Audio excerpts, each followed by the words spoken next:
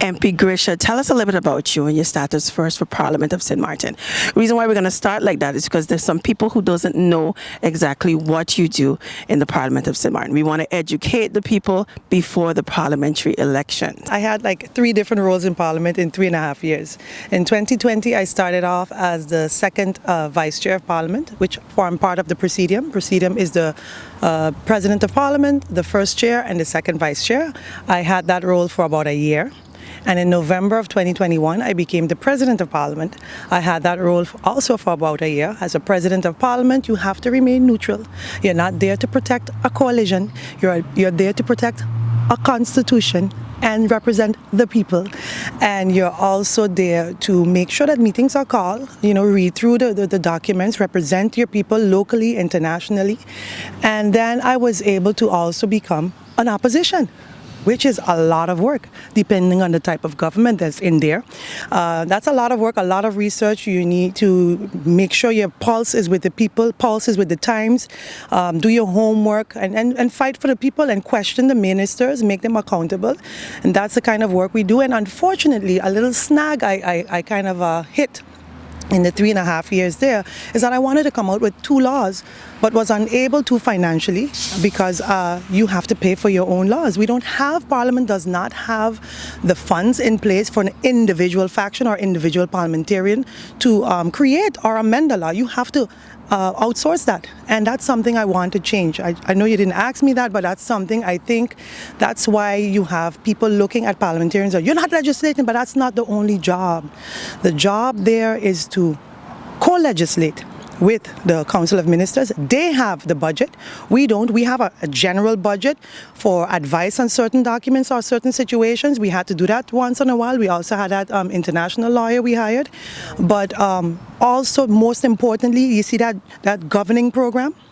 We have to make sure that it's executed, because that governing program is what the government has promised to the people. We have to make sure that it's executed. We have to make sure that no one veers away. We have to make sure that we listen to most importantly, our heads of state, like the Ombudsman, the General Audits, the SER. Listen to them, because they guide us. Can't disrespect them, because they're there to guide us. And that, in a nutshell, is the job in its entirety. Now, it's so important, and I'm a stickler for that, because I had a brief stint as in the HR department in qualitativity. So I look at a job description and I make sure that it's there. I also had a a long stint as a manager. So I stick to what's there, what is asked by the people, what my tasks and responsibilities are. I stand by that. And in a nutshell, that's the job. How important is it to hear from the people? I know you use that line a lot when you're at the Parliament meetings and when you have to question a minister about what is happening. And you always say a lot, the people reached out to me and they asked this and they asked that, so therefore I am doing that. How important is that? I went there with a mindset of, you, the people, are my boss. What you place me there, I have a task and responsibility. You pay me, It's your money that pay me the salary, according to everyone, the big bucks. But I have to make sure I listen to them. If the minister's jobs in the executive branch is more rigorous than ours. But sometimes when something is very, very important and the minister is lapsing or not responding to it, we have to take its course, bring it to Parliament, and represent the people and bring it over to the minister. That's the job. Who is Grisha today in Parliament, on the Parliament floor, versus when you started? I could even, just listening to you right now, how passionate you are. You've always had that passion, but it's a different level right now. It's on level 3. Grisha today, actually spiritually, politics has played a role in me growing spiritually, and I thank politics for that. They say you need to separate church and state, but let me tell you something about that. About the things that I went through, it helped me to grow spiritually. So Grisha today is even stronger spiritually. Grisha today has had to learn to forgive and forget, move on. Grisha today has had to turn the other cheek. Grisha today has grown and will continue growing. And the Grisha today thought in the beginning that, what am I doing? Why am I going into politics? But the Grisha today has seen now the infractions in how government functions and the little small issues that has not allowed us as a people to develop and work efficiency. The Grisha today wants to fix that more so than ever. That's the Grisha today. What do you have to say about the other parliamentarians who are on the floor with you that you see? Do you think it's always about, politics being played left and right and center? Or do you think everybody, just want to work for the people? When I had a good bird's eye view of that, Audrey, I had that when I was president of parliament. I was able to sit and watch 14 of them. And there's so much things we need to do. I mean, I can't do it alone. And I've learned that 3.5 years now that it cannot be done alone. You have to be strong in certain things and fight that because it's so many different things. But Parliament, 14 members of Parliament, a third of them are doing the work. And it's a shame and it hurts me to see our monies go to waste by some people just there sitting to give quorum. They're not doing their homework. They're not even going into their office. I mean, I get up every morning. I drop my kids to school. It's the principle in me to get up. Even if I don't have a meeting week, I am in that office. I walk through that market. I tell everybody good morning, Monday to Friday, whether it's a working week or not. I'm in there. I'm doing my homework. And if I'm not in there, I'm on the road getting the information for the people, meeting with certain groups, meeting with certain individuals. That's the work. It's about research. And I'm not getting that from every single member of parliament. And people are not taking their work seriously. And that's why we have what we have today, 60%, 50% of the people not voting. But I'm not only, the fault is not only on the members of parliament, it's also on you, my boss, the people of St. Martin. You too have to do your homework. You too have to understand the task and responsibility of the people that you put there. And when you don't vote, that's what you get. You get the government you deserve. And it's hurting. And right now, you need something stronger. You need a stronger parliamentarian. You need a stronger group of parliamentarians to really delve in, take the job seriously, and you need a stronger COM to get in there. And we haven't touched that yet, but where we are right now, the impasse of where we are right now is we need more serious people in parliament, and we don't have. It's a very, very, very few to answer it shortly. Let's go there. Let's go into the section with COM. How do you feel about how the COM is today? When they come in and they're answering questions, or at least they're being posed questions, do you think that they're really bringing home the answers that the people want? I could answer you in a lot of different ways. First and foremost, the COM of today have no respect for parliament. The COM of the days of when I call you to parliament, you show up. You have respect for parliament. We represent the people. We're the highest body. We can fire you. We're responsible for answering to the people. The COM of the day will come in and say, I don't have the answers right now. Give me 2 weeks. And 2 weeks, depending on the type of proceeding you have, will take months and months and months. That's a disrespect not only to me as your member of parliament, but a disrespect to you, the people. We need a COM that is business-minded. Remember, they're not, you can appoint any minister you want. They don't have to run to become a minister.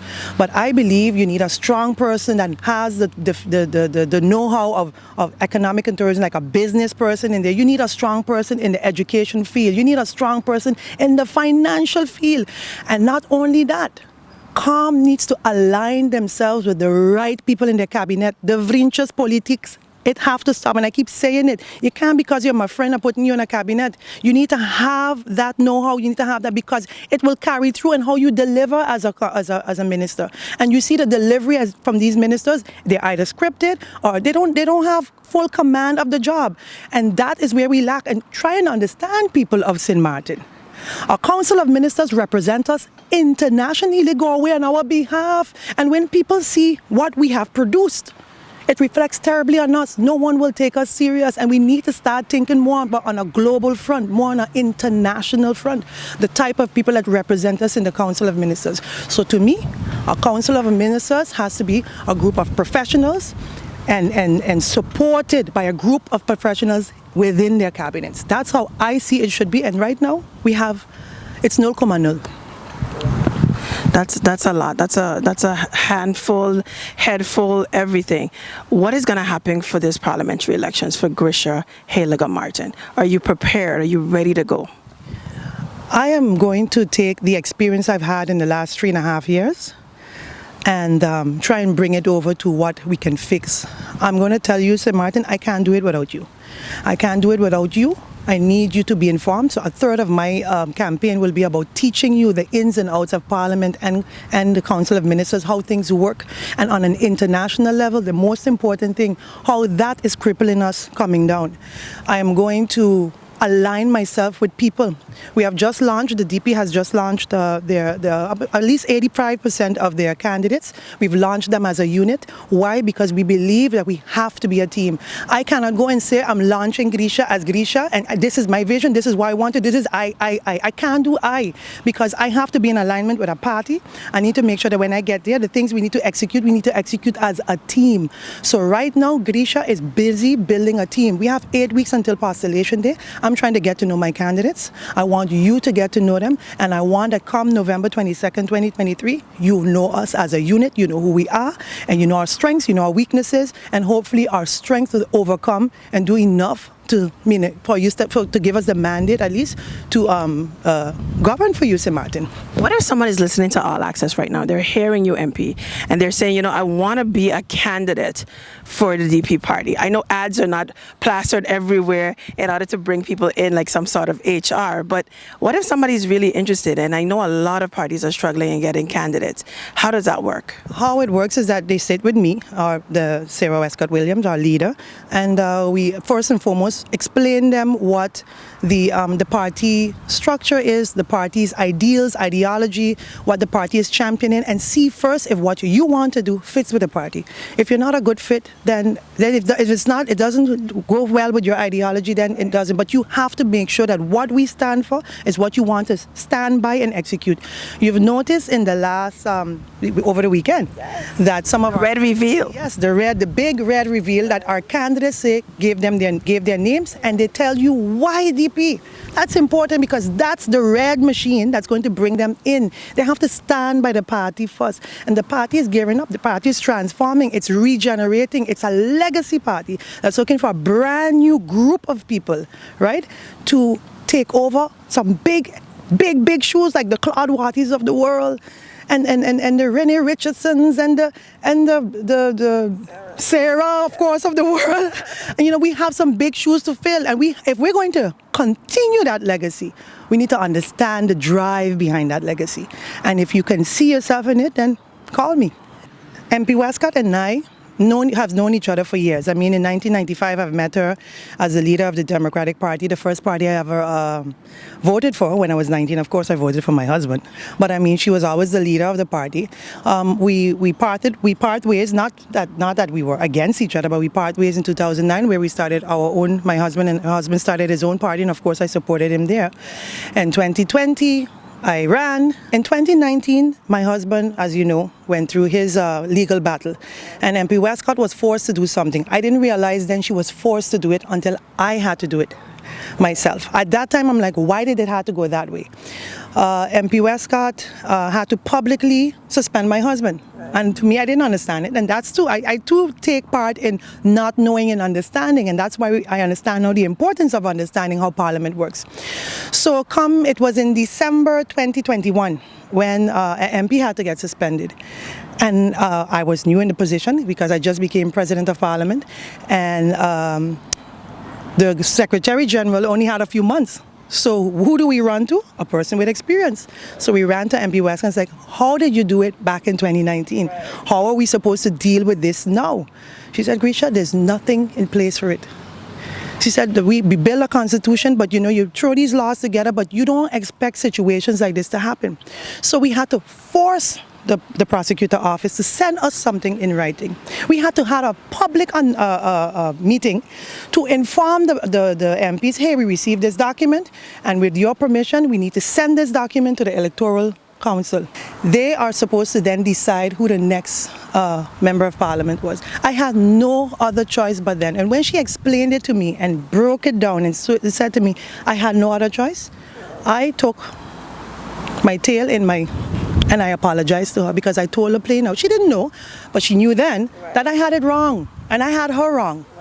And I remained, of course, as a member of Parliament. The next step was I need to stop. I can't do the old school politics. I wanted to work on electoral reform. I was the the chairperson of electoral reform then, and I saw a position paper that MP Westcott worked on. They call everything she worked on kicking the can, but I mean, she went through 2, 3, every government change, so you can't finish things when things are changing as well, when government is changing. So I sat with her, I said, MP, you have a position paper on this, and I want to work with you.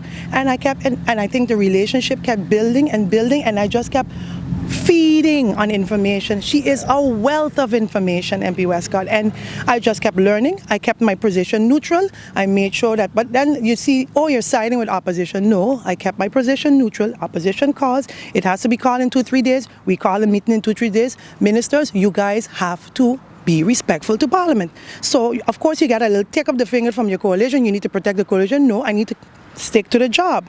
So I remained neutral and I didn't play politics, but at the same time I grew and grew and learned. I learned a lot from William Marten as well, but I always believe in learning from older people because my grandparents taught me, so I gravitate to that.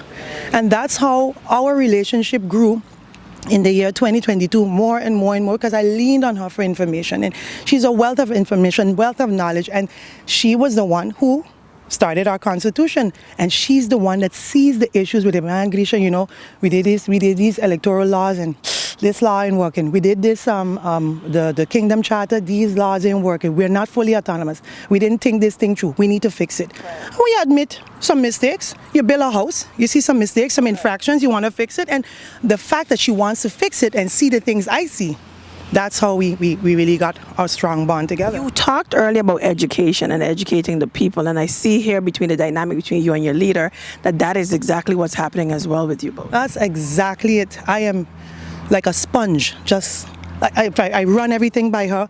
I listen keenly to her, and she gives advice, and she just pulls back and allows me to be me. That's what I like about her. The best leader. Yes, they are. I have to talk to you about your husband. Everybody's waiting for that question, I'm pretty sure. How has he been supporting you in this new role of your life? To be very honest, Audrey, it took us a while to get used to switching the roles. It was weird, to be exact.